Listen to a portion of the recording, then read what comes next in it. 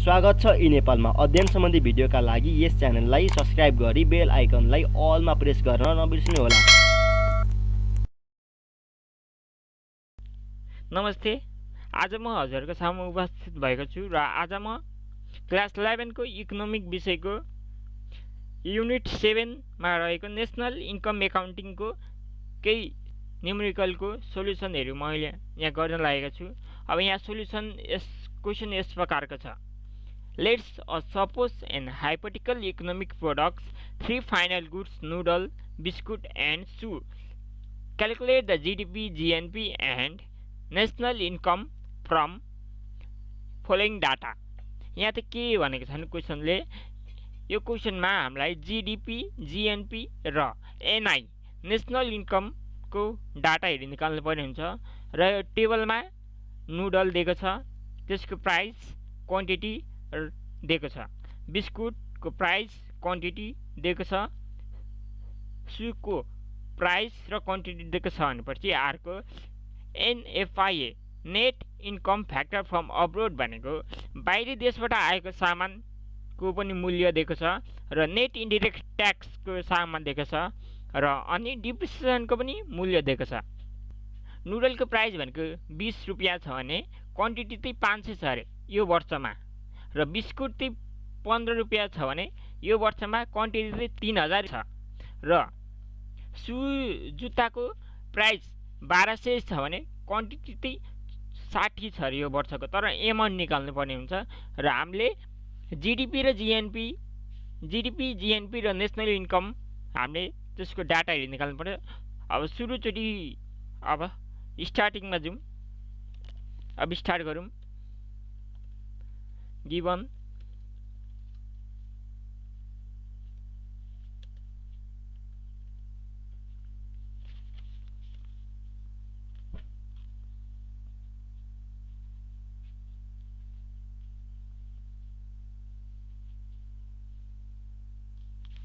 Given price of noodle, यसलाई ब्र्याकेटमा P1 लेखौँ equal to नुडलको price 20 रुपियाँ छ RS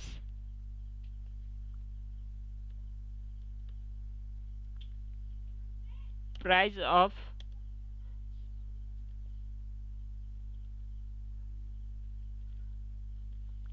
biscuit price of biscuit P2 15 रुपियाँ छ र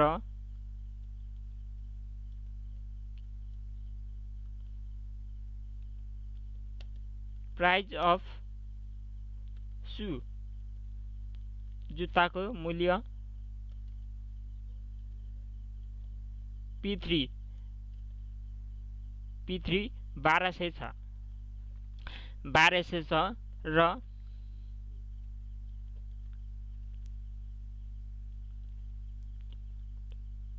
क्वान्टिटी अफ नुडलको यो वर्षको उत्पादन Q1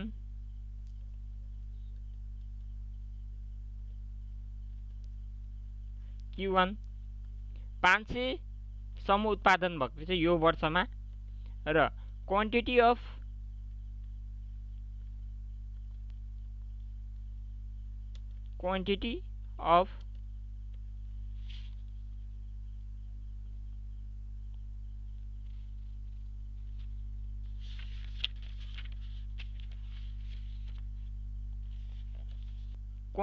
बिस्कुट यो वर्षको बिस्कुट उत्पादन Q2 3000 सम्म उत्पादन भएको रहेछ biscuit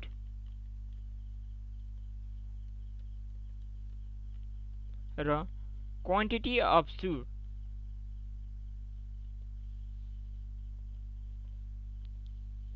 quantity of quantity of shoe Q3 यस वर्षको जुत्ता चाहिँ उत्पादन 60 वटा भएको छ र त्यो टेबलमा पनि अरू पनि दिएको छ net NFIA net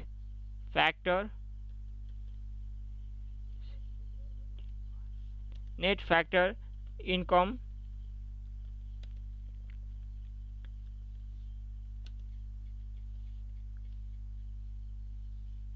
from abroad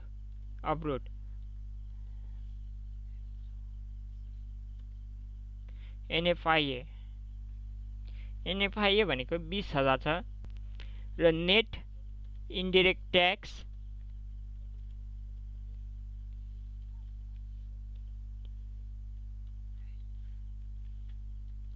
net indirect tax 15,000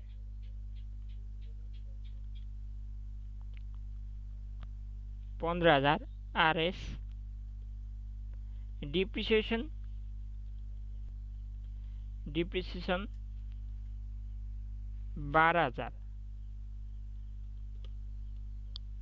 RS सुरुमा हामीलाई के भनेको छ भने calculate GDP GNP and national income हामीलाई GDP GNP र नेसनल इन्कम निकाल्नु पर्छ हामीले GNP निकाल्छु भन्दा मिलेन अहिले किनकि GNP निकाल्नलाई हामीलाई GDP दिएको हुनुपर्छ ग्रोस डोमेस्टिक प्रोडक्ट दिएको हुनु पर्यो सो हामीले ग्रोस डोमेस्टिक प्रोडक्ट निकाल्छौँ GDP पहिला निकाल्छौँ वी नो द्याट हामीलाई के थाहा छ भने GDP को फर्मुला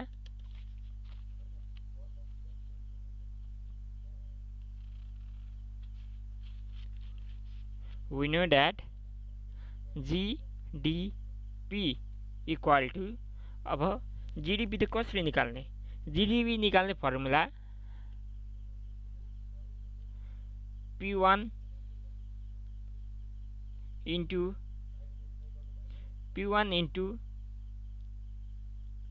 Q1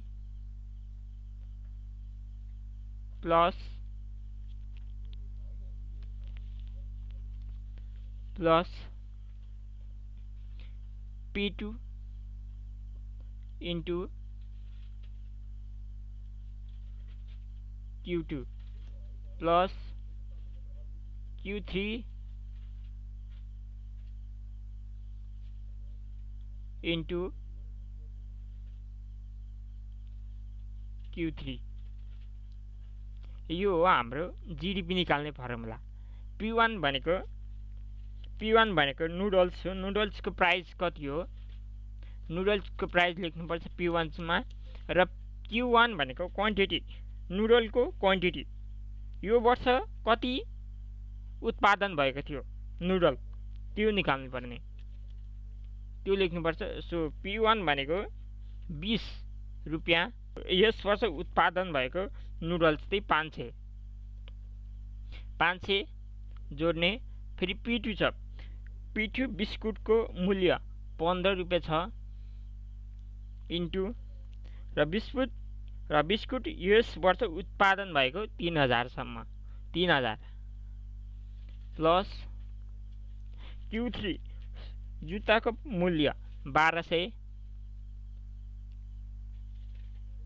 1200 इन्टु र जुत्ताको उत्पादन भएको यो वर्ष कति उत्पादन भएको त्यो जुत्ता थियो 60 गर्दा एन्सर 20 into 500 गर्दा 10,000 plus 4500 45,000 plus 72,000 equal to GDP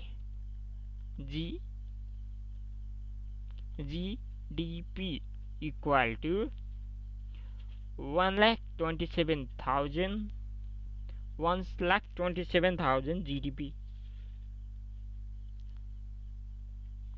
1,27,000 GDP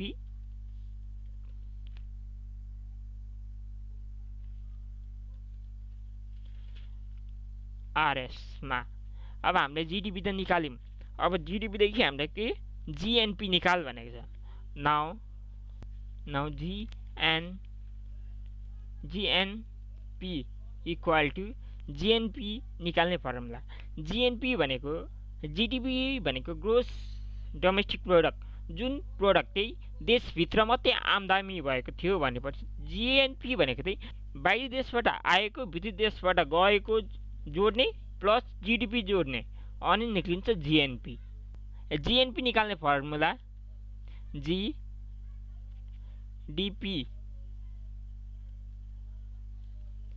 GDP plus NFIA भनेको net factor income from abroad र GDP प्लस GNP गर्ने GNP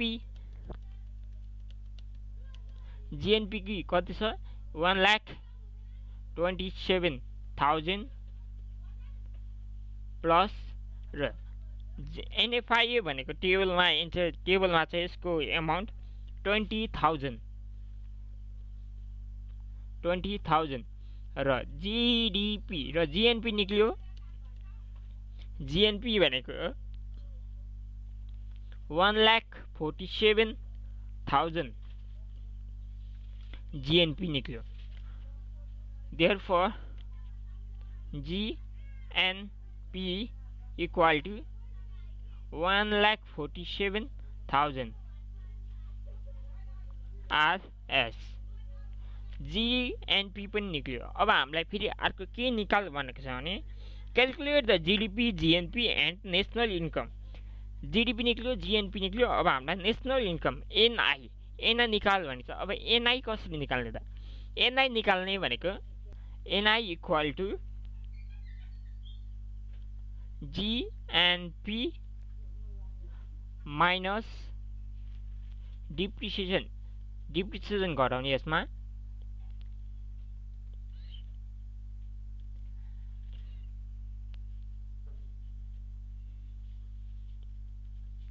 depreciation minus net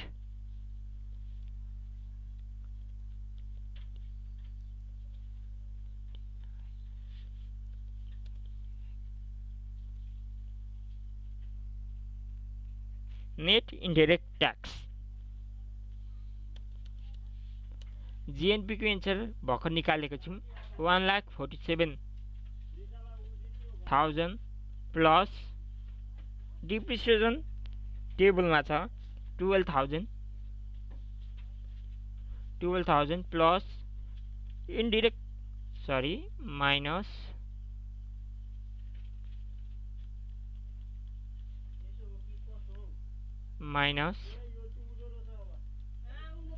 minus अनि नेट इन्डाइरेक्ट ट्याक्स भनेको 15,000 छ। 15,000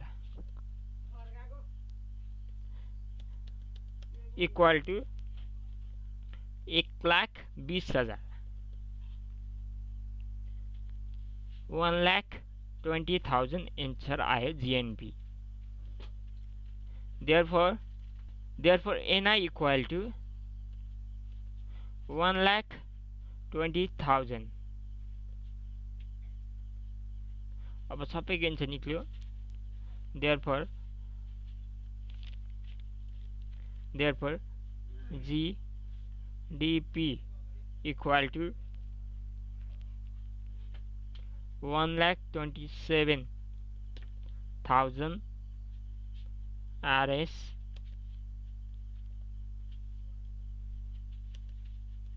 Therefore GNP equal to 1,47,000 RS। NI equal to 1,20,000 RS।